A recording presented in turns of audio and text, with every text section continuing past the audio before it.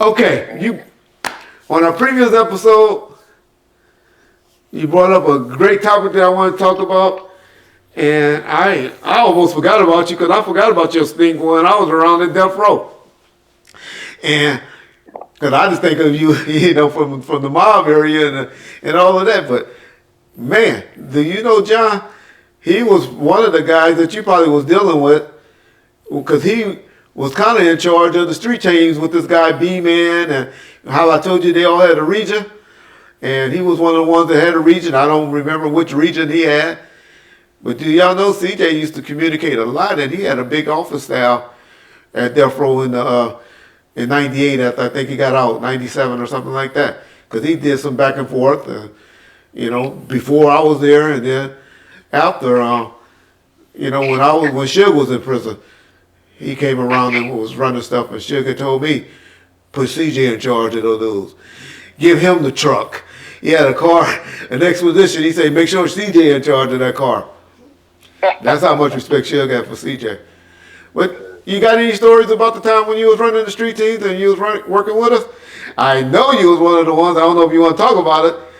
If you want to tell that story when we was at the Universal Amp and had to go talk. Oh, yeah. You know what, Reg, man, I had some good working relations with you, man, during that time I was in Death Row, man. I remember when I first came home from prison, I came down to the office and shit, and we had circled the block on San Vicente. San Vicente, yep.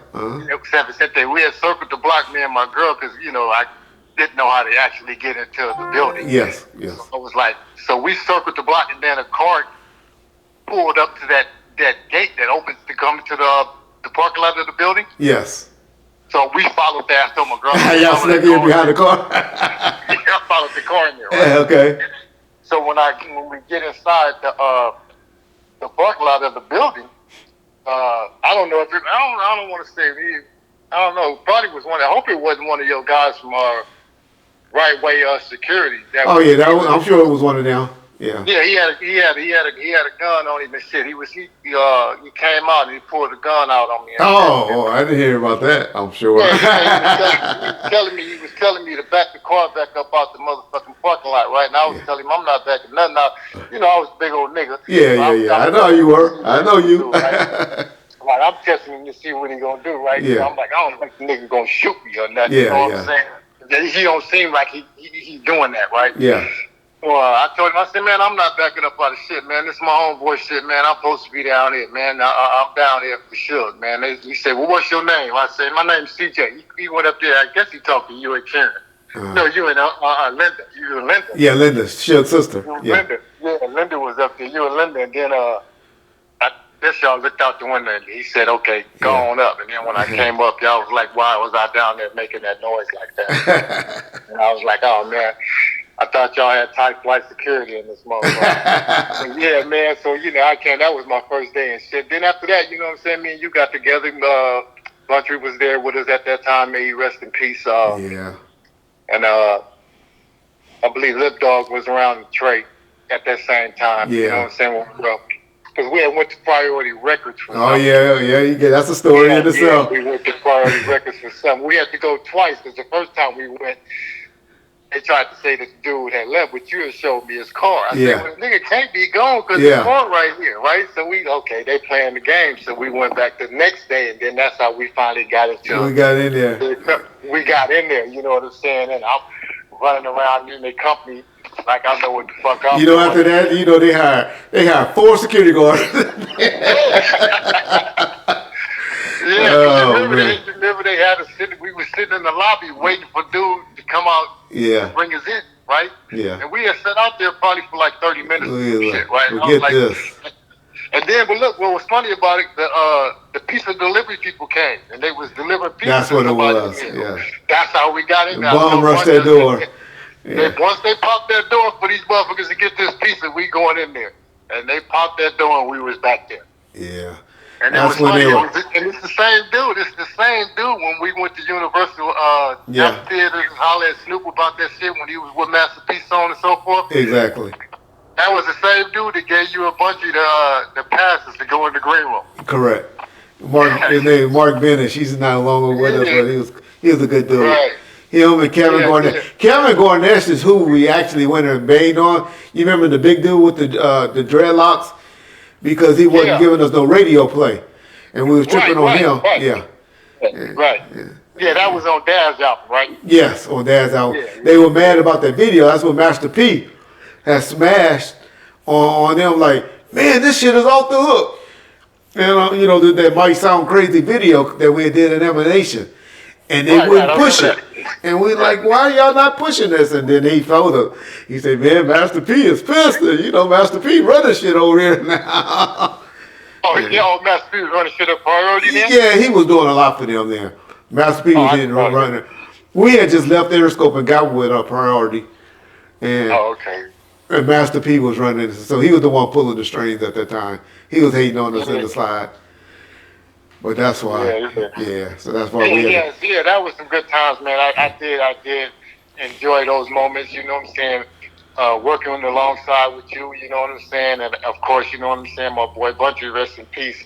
Yeah. You know, and Mob Trey was there and Lip was there as well. You know what I'm saying? Now, you know, I know what they both bring, you know what I'm saying? Yeah. You know, if there's any type of confrontation or something, I know, you know what I'm saying?